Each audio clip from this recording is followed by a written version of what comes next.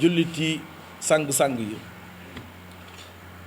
ñoo ngi yëkkati kaddu di nuyu ñëpp jiital ci nuyoo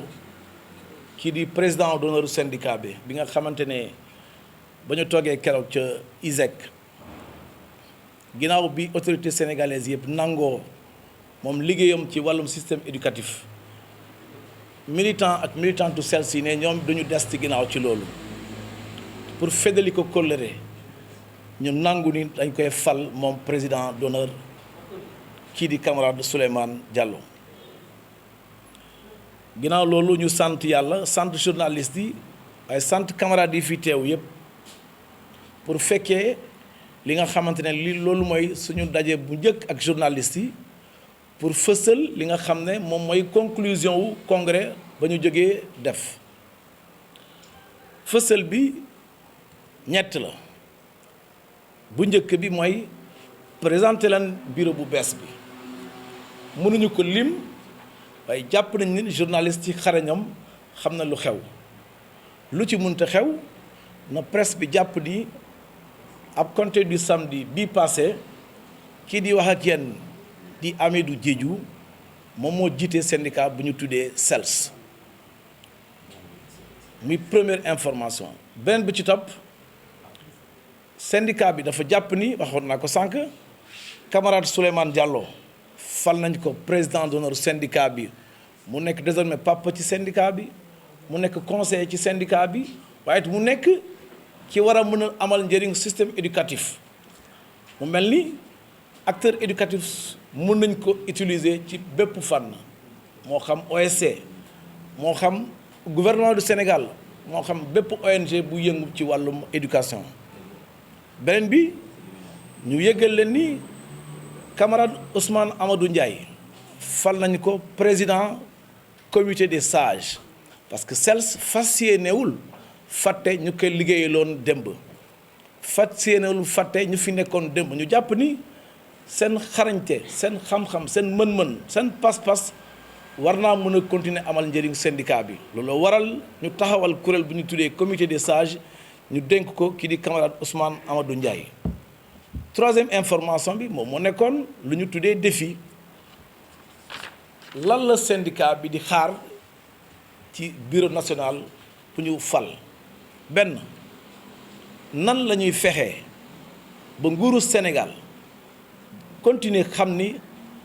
toog ak jàngalekat yi toog ak liggéeykat yi de manière générale war naa bokk ci seeni culture du lu ñuy def tey fàtte ko suba ñëwaat gannaaw suba dafa war a nekk loo xam ne fi président de la république toog fu ne fi ministre am toog fu ne mu xam ni war naa mën a waxtaan ak bépp liggéeykat rawatina jàngalekat yi te ñu jiital si syndicat wu bokk ci G7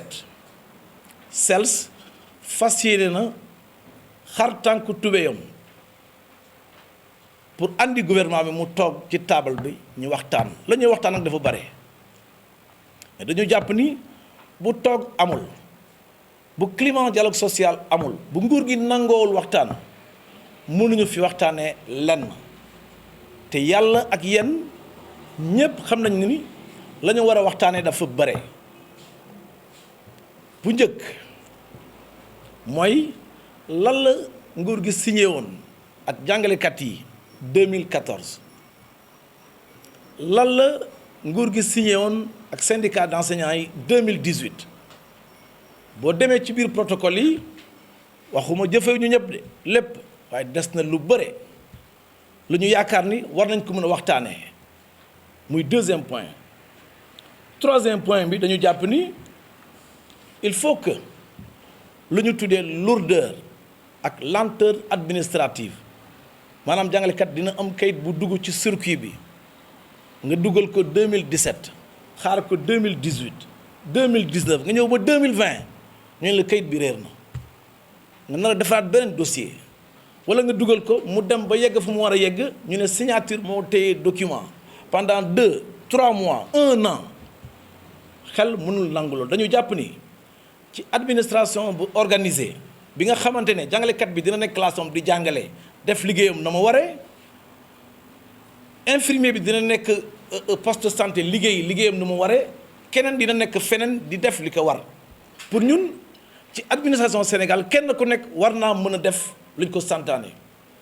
bu jàngalkat di xëy 8 heures wàcc 13 heures keneen ku ne war naa mën a def loolu pour éviter les lenteurs administratives waaye it éviter kayit bu ndaw boo jot ñu ne il faut que circuit bi diisaay goo xam ne yenul maanaam pour ñun fii nag loolu jógu fii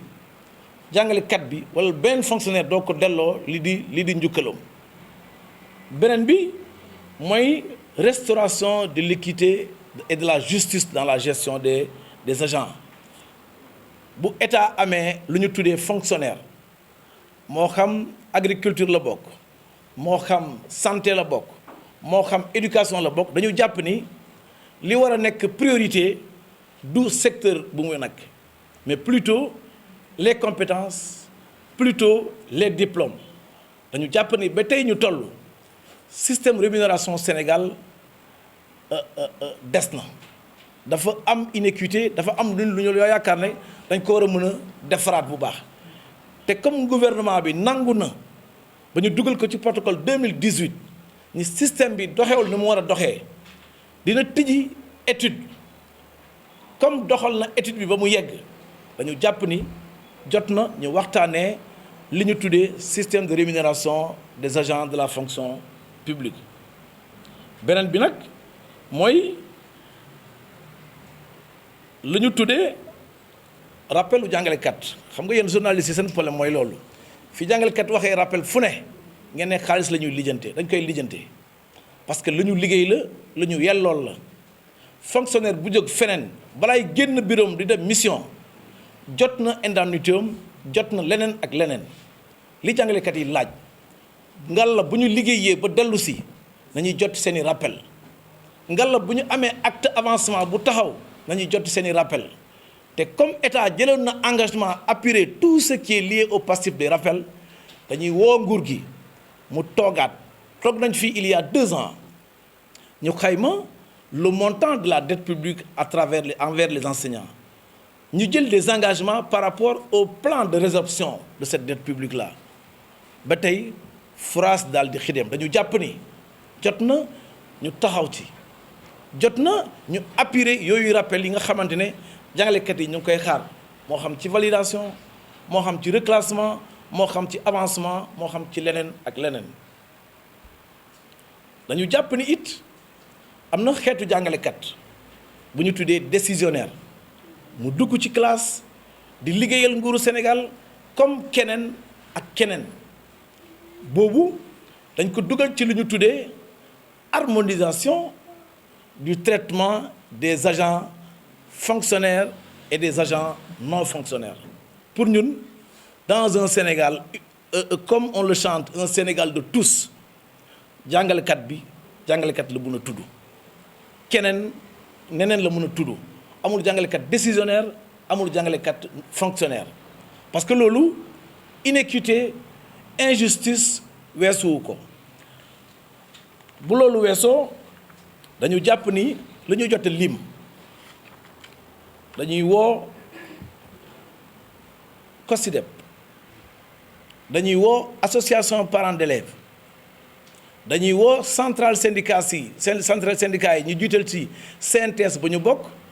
waaye dañu woo it bépp acteur système éducatif soo fàttalee ko samedi passé ministre de l'éducation nee nañu président fal na madame Mariama Sarr mu war a mën a jiite ñun lu ñu tuddee monitoring loolu nag ba mu yem ci fal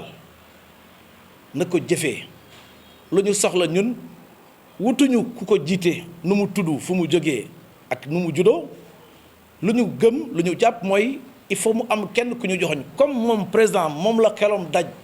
mu joxoñ ko na woote ñu toog waxtaanee ko loolu nag jël nañ ci témoin ñi ma jot a lim sànq ni parce que ñun CELS dañu jàpp ni loolu moom moo war a mën a andi stabilité ci système éducatif sénégalais ci ginnaaw loolu te foofu lay daanele it dañuy woo bépp jàngalekat dañu fas yéene ñun jël engagement ni lu ñu congrès au CELS bi sals ci ay défis dañ ko fas yéene jëfee dañ ko fas yéene doxal ci lu ñu tuddee unité d'action dañ ko fas yéene jëfee ci biiru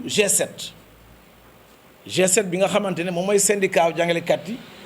yu gën a ràññeeku ci élection yu jógee ci 2017 lii moo nekkoon kaddu yu gàtt yu mu waxoon ci tubaab ma faram-fàcceel leen ko ci kàllamu nasaraan wala